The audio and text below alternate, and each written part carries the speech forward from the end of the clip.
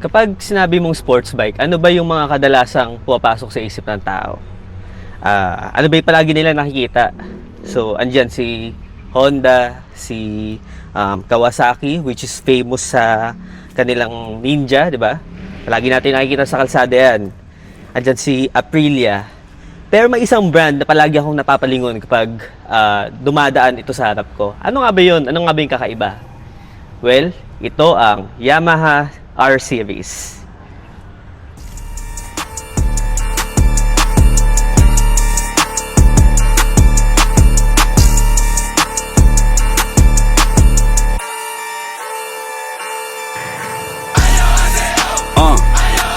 Yuki 안녕하세요 안녕하세요 Chiba. So, ang nasa harap nyo ngayon, ang Yamaha YZF R7. Meron itong 689cc na CP2 or Crossplane 2 engine, inline twin-cylinder engine na may sipa na 73 horsepower, naka 270 degree crankshaft ito na merong sobrang lakas na torque. Suspension natin ay fully adjustable 41mm inverted fork na may link type, monocross shock, at radial mount 4 piston calipers na naka Brembo. Ayan. So Brembo na to guys, no? So front tire natin is 100/70 sa harap at ang likod naman ay 180/15 na 17 inches tubeless Bridgestone tires. So meron tayong dalawang option ngayon, no? Itong nasa harap natin ay yung Race Blue, tapos meron pang isa na Raven Black or Race Black. So for its body, ito yung fairings niya. Ang ganda ng pagkakakulay.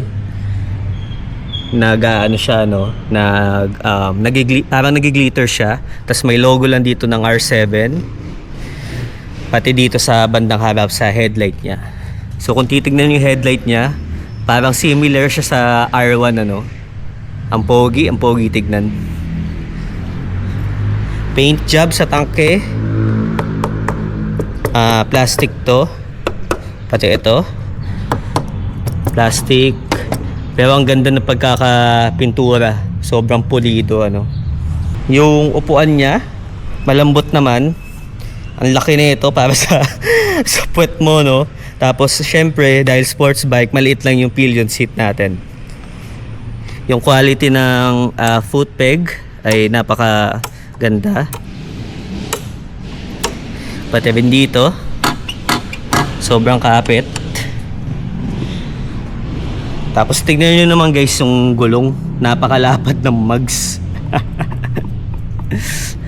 For our dashboard, may TFT display siya na may nakalagay na R7 kapag binuksan natin.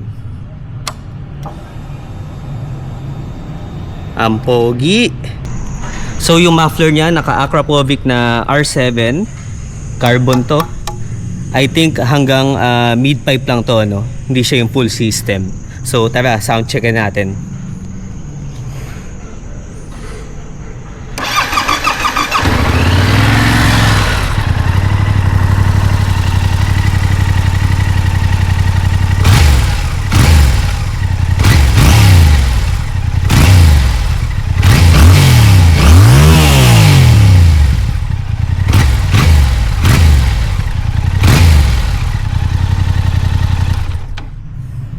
Grabe, tahimik pa to. Naka silencer pa ata to, no? Meron pa siyang silencer tsaka catalytic, kaya tahimik pa siya. For our tail light, meron siyang isang diretso na LED tail light. Tignan nyo naman yung likod, napaka-pogi. Ang sexy tignan. Ito siya. Ayan. Tapos stock fender, syempre. Iwas talsik ng bato. May Yamaha logo dito. Ang seat height natin ay 835mm na may wet weight na 188 kilograms. Fuel capacity ng tangke natin ay 13 liters at may SRP na 598,000 pesos. So ayun, sige, tapos na tayo dito sa pagpapakita natin. So iikot natin, tignan natin kung paano i-handle tong sports bike na to dahil first time natin makakagamit ng sports bike sa ating talambuhay ng pagmumotor, no? So, let's go! Okay, so unang upo dito sa Yamaha R7. I'm a 5'2" small guy. So, tignan natin kung abot natin, no? Yeah. Up. Abot. So 1 foot tiptoe tayo. Hindi naman sobrang tiptoe. Nakaangat pa din, nakatapak pa din yung paa natin, hindi lang flat-footed, ano. So ganito ang itsura ng 5'2" na lalaki sa Yamaha R7. So okay lang ba? Hindi ba masyadong malaki sa akin? So tara, iikot muna natin. Let's go.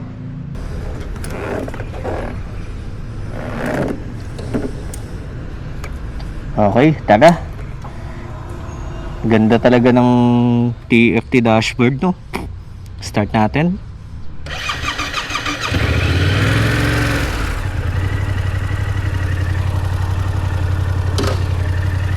Okay.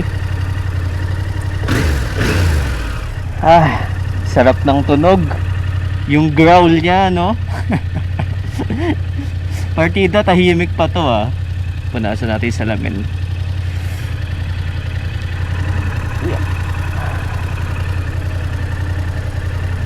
Ang ganda ng ano niya, no? Ng cockpit niya. Pati nung triple clamp. Ganda ng pagkaka-design sa kanya. So, riding position natin ngayon is super sports. Medyo yuko tayo. Sub-sub. Tara, ikot natin. Oy, ang smooth.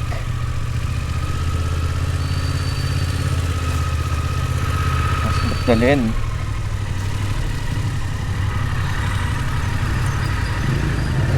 Okay.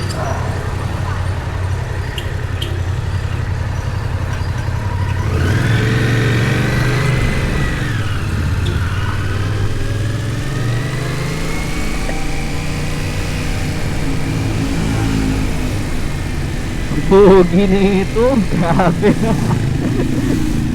First time ko kasi makahawak ng ng sports bike.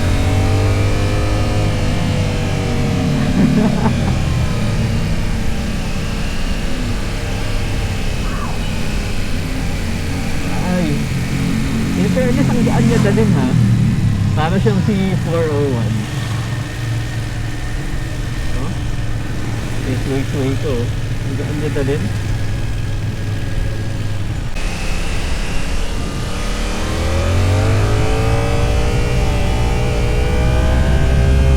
Woohoo! Ay, sarap! Sarap dalhin.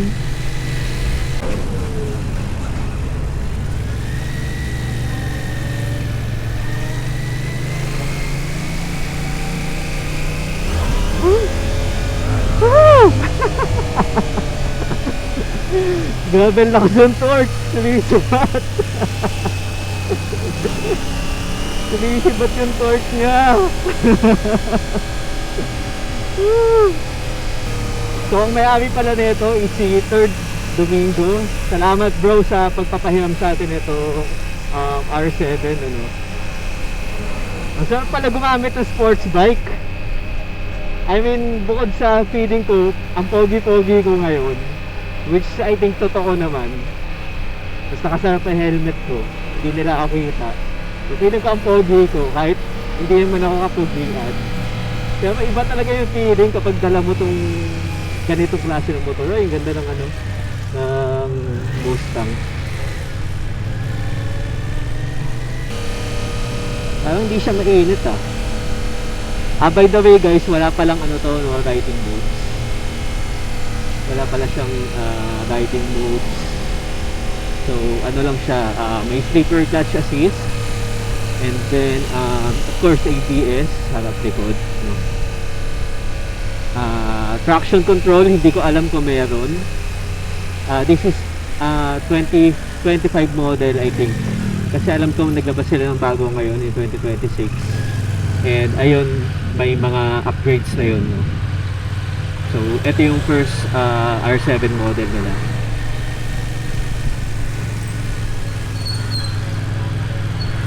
Timing pala yung labas natin ngayon, Golden Hour. Sarap dali na itong motor na to. Ayan, stand still, napakadali lang niyang i-balance. Tapos ang dali niya palang ang dali niyang ilipat yung cambio from first gear to neutral. Hindi siya katulad ni 401 na kailangan mo pang bombahin tapos tsaka sungkitin yung shift pedal para malipat mo sa neutral, ano.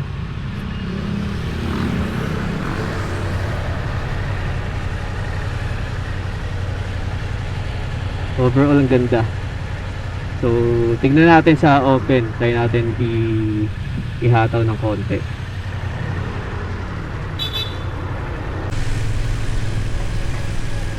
Ayun na.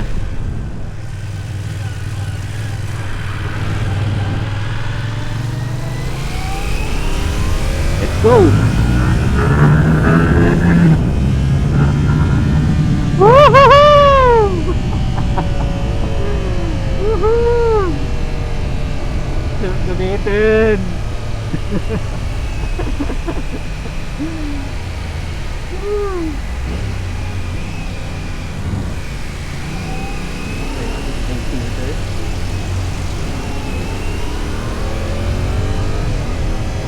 Pwede.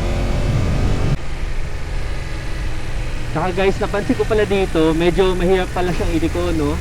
Ang liit ng ano niya, ng turning radius niya. So nakakatakot. Kasi baka biglaan natin mabagsak o matumba. Ayun, ang dami itong motor dito.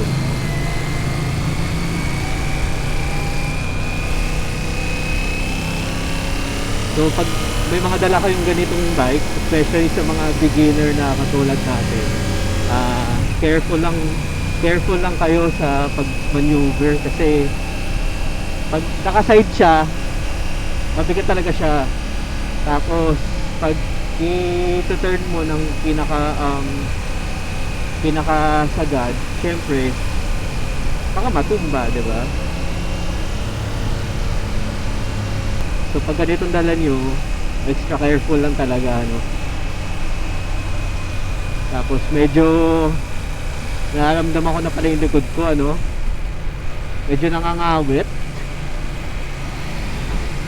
O baka mali lang ako ng riding posture or position. Kasi first time natin mag-try ng ganito, nasubsob.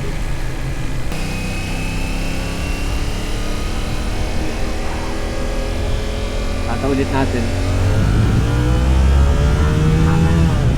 Woo! Woohoo! Grabe, nakakatuwa talaga yung torque nito. I mean, si 401, malakas din talaga torque niya kasi single cylinder siya. Pero syempre iba yung power delivery nito, mas malaki cc. Ang lakas niya. Nakaka-enjoy gamitin. Sobrang nakaka-enjoy gamitin to. Sarap gamitin na ito, guys. Kung beginner kayo at gusto nyo mag-explore ng sports bike, I think itong R7 ang pinaka suitable sa inyo, no? Bukod sa mabait siya sa low RPM, pero pag binigla mo siya, doon na siya hahataw. So doon medyo aggressive na siya, no? Pero napakadali niyang i-operate. Sobrang dali niyang i-operate. Para ka lang, of course, para ka lang mag-motor ng lower cc. Pero kung may recommend akong sports bike, I think worth trying out itong R7, no? Napaka napaka gaan niya talaga. Nagulat ako kasi pag tumatakbo ka na pala, sobrang gaan niya na, nakawabol-wabol ko. Dito tayo dito.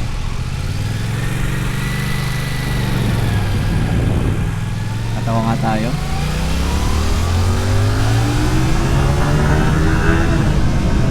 Woohoo!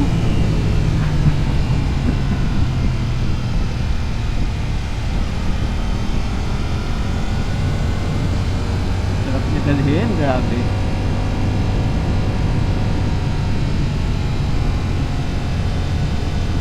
Uy, may Ferrari. Nandito tayo sa may nandito tayo sa Corinthians, so may Ferrari dito. Ganda oh. Ganda ng Ferrari. Ferrari Gaming.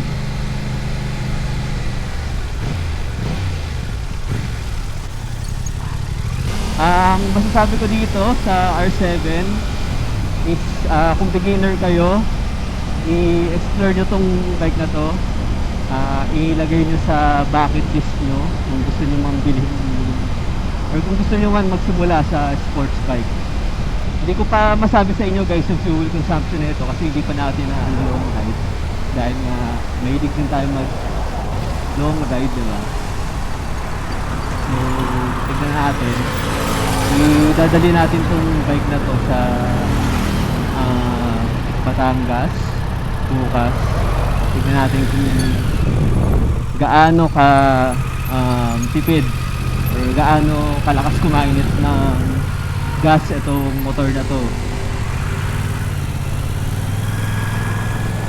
So abangan nyo yung video natin doon sa ride natin sa Batangas.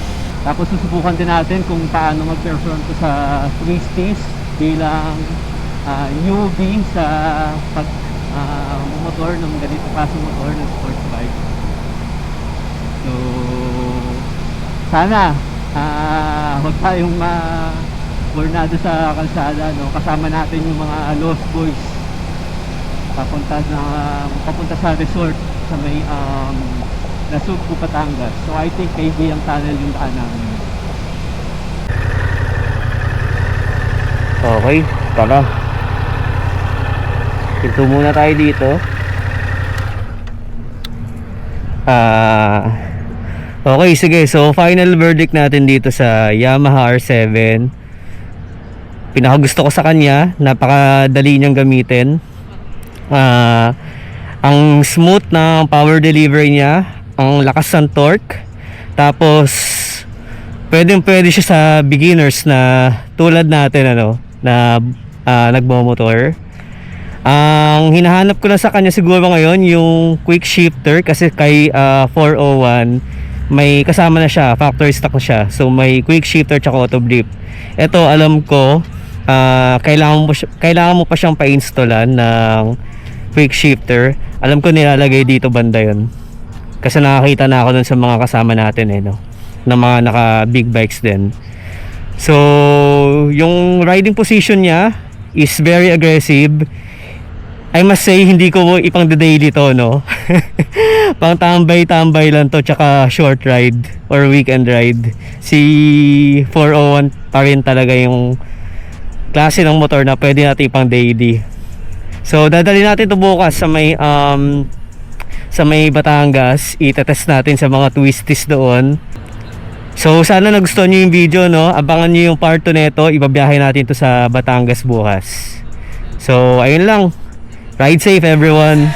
千葉長いこと見なかったけど再会した今日アニョハセヨアニョアニョアニョハセヨアニョアニョアニョハセヨ北韓国アニョハセヨアニョアニョアニョハセヨ長いこと見なかったけどアニョハセヨアニョハセヨお邪魔しますってかただいまか俺らわかってる遊び方、カジノで買ったから札束内ポッケ膨らんだ